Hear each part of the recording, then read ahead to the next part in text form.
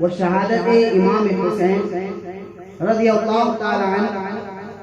ہر زمانے کی ایک ضرورت. یقیناً امام حسین رضی اللہ تعالی عنہ کی شہادت ایسی شہادت نہ آپ کے دور میں ہوئی تھی، نہ قیامت تک ویسی کسی کی شہادت. یہ وہ منفرد اور وہ صبر آزما شہادت ہے کہ اس کا صحرا کسی کو نہیں باندھا جا سکتا. بلکہ اگر میں کہوں تو علماء اکرام اس میں یہ بھی بیان فرماتے ہیں کہ شہادت کے لیے جو چیزیں ہوتی ہیں، اگرچہ کہ شہید حضرت امیر حمزہ رضی اللہ تعالی عنہ بھی ہیں، ان کے علاوہ دیگر بھی ہمارے پاس شہداء اکرام کا تذکرہ ہوتا ہے. شہداء بدر بھی ہیں، شہداء احد بھی ہیں، لیکن حضرت امام حسین رضی اللہ تعالی عنہ کی شہادت کا معاملہ یہ ہے کہ اللہ تبارک و تعالی نے سورۃ البقرہ میں جو شہیدوں کا تذکرہ کیا ہے، اس تذکرے میں اللہ تبارک و تعالی نے جو شروعات اس کی تمہید باندھی ہے ایک شہید کے لیے. اللہ نے فرمایا ہے کہ جو شہید ہونے والے ہیں اور جو صبر کے مرحلے سے گزرنے والے ہیں، ہم انہیں آزمایا کرتے ہیں. آزمانا جو ہوتا ہے، اللہ تبارک و تعالی فرماتا ہے کہ ہم ان کو بھوک سے بھی آزماتے ہیں کہ وَلَا تَقُولُوا لِمَنْ يُقْتَلُ فِي سَبِيلِ اللَّهِ أَمْوَاتٌ. اس سے قبل اللہ تبارک و تعالی جو تمہید باندھ کے آیا، اس میں اللہ تعالی فرماتا ہے کہ ہم بھوک سے بھی آزماتے ہیں، ہم بچوں کی کمی سے بھی آزماتے ہیں، اور ہم ان کے اوپر تکالیف ڈال کر بھی انہیں آزماتے ہیں. اس کے بعد انسان جب صبر کرتا ہے، صبر کرنے کے بعد ایک مرحلہ وہ شہادت کا آتا ہے. تو اگر آپ اس آیت کی عملی تفسیر کو اگر امام اعظم رضی اللہ تعالی عنہ جیسے فرماتے ہیں، اس اعتبار سے اگر ہم اس کو دیکھتے ہیں تو حضرت امام حسین رضی اللہ تعالی عنہ اپنی شہادت کو جب دیتے ہیں تو آپ مرتبہ شہادت کو حاصل کرنے جب چاہ رہے ہیں تو آپ دیکھیں، آپ کو پیاسا بھی رکھا جاتا ہے، آپ کو بھوکا بھی رکھا جاتا ہے، آپ کی اولاد کو شہید بھی کر دیا جاتا ہے، اور اس کے بعد آپ صبر کے ان مرحلوں سے گزرتے چلے جاتے ہیں، حتیٰ کہ آپ خود اپنی شہادت اور اپنے آپ کو اللہ کی راہ میں قربان کر دیتے ہیں. یہ جو شہادت ہے اس میں آزمائش ہے، یہ جو شہادت ہے اس میں تکالیف ہیں، یہ جو شہادت ہے اس میں اولاد کی قربانی ہے، یہ جو شہادت ہے اس میں بھوک بھی ہے، یہ جو شہادت ہے اس میں پیاس بھی ہے، یہ جو شہادت ہے اس میں جذبات بھی ہے، یہ جو شہادت ہے اس میں مال کی قربانی بھی ہے، یہ جو شہادت ہے اس میں رشتہ داروں کی بھی قربانی ہے، یہ جو شہادت ہے اپنوں کی بھی قربانی ہے، یہ جو شہادت ہے یہ شریعت کے لیے بھی ہے، یہ جو شہادت ہے اسلام کی بلندی کے لیے بھی ہے. اس شہادت کے جیسے رخ آپ دیکھنا چاہیں گے، ہر رخ سے آپ کو ایک نیا انداز امام اعظم رضی اللہ تعالی عنہ کا نظر آئے گا. اس لیے آپ کو شہید تو بہت ہے، لیکن آپ کو شہید اعظم آپ کو کہا جاتا ہے، امام اعظم آپ کو کہا جاتا ہے. تو یہ جو شہادت ہے یہ پیغام کیا دیتی ہے؟ پیغام حضرت امام حسین رضی اللہ تعالی عنہ اپنی شہادت سے یہ دیتے ہیں کہ میں جس دور میں جس سوچ کے خلاف میں تھا، تمہیں ہر زمانے میں اس سوچ کے خلاف ہونا چاہیے. اب توجہ آپ کی چاہوں گا، وہ سوچ کیا تھی؟ تو یزید کی سوچ یہ تھی کہ وہ اسلام میں ریفارمز لانا چاہتا تھا. اب اس زمانے سے اس زمانے پر ٹیلی کرتے جائیں. یزید چاہتا تھا کہ اس میں ریفارم کیا جائے اسلام میں.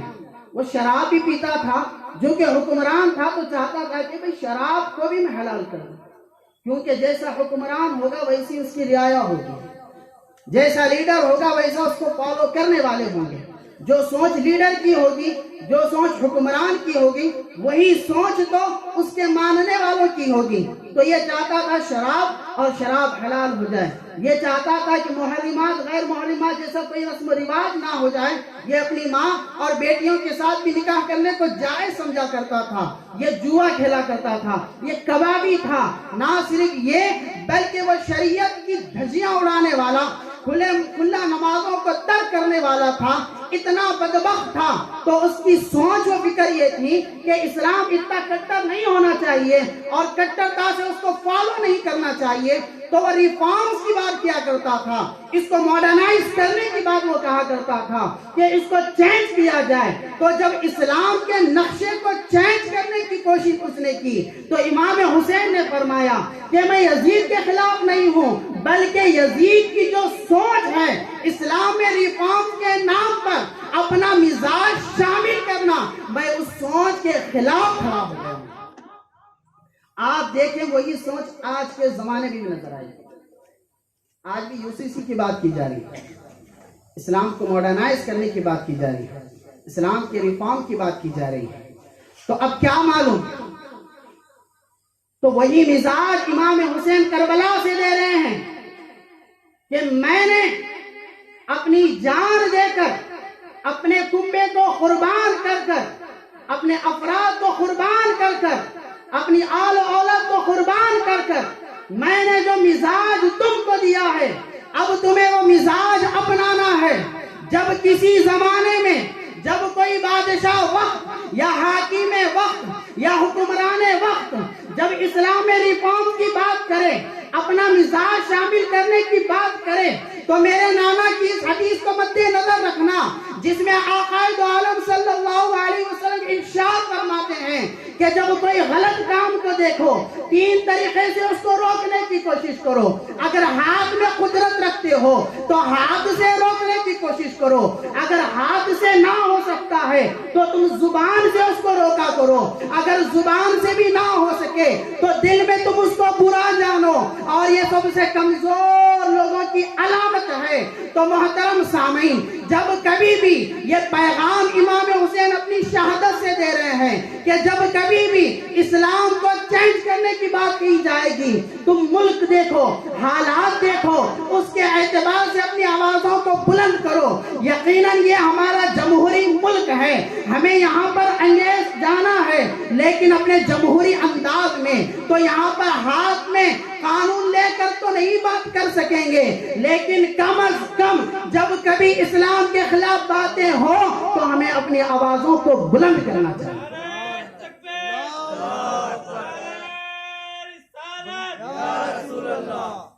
یہ حضرت امام حسین رضی اللہ تعالیٰ عنہ کی شہادت سے یہ ایک میسج ملتا ہے۔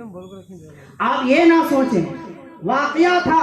ایک قصہ تھا، ایک تاریخ تھی، ایک ہسٹری تھی، بس ختم ہو گئی، چیپٹر کلوز کر دیں۔ نہیں محترم سامعین، اگر بات اتنی ہوتی تو یہ اگر تاریخ کا حصہ ہوتا تو تاریخ مٹائی جاتی ہے، تاریخ بھلائی جاتی ہے، تاریخ کو بدلا جاتا ہے۔ اگر یہ تاریخ کا حصہ ہوتا تو اتنے تواتر کے ساتھ بیان نہیں کیا جاتا ہے۔ ہاں میں کہنا چاہوں گا یہ تاریخ کا حصہ نہیں بلکہ ایمان کو زندہ کرنے کا حصہ اسے بنا دیا گیا۔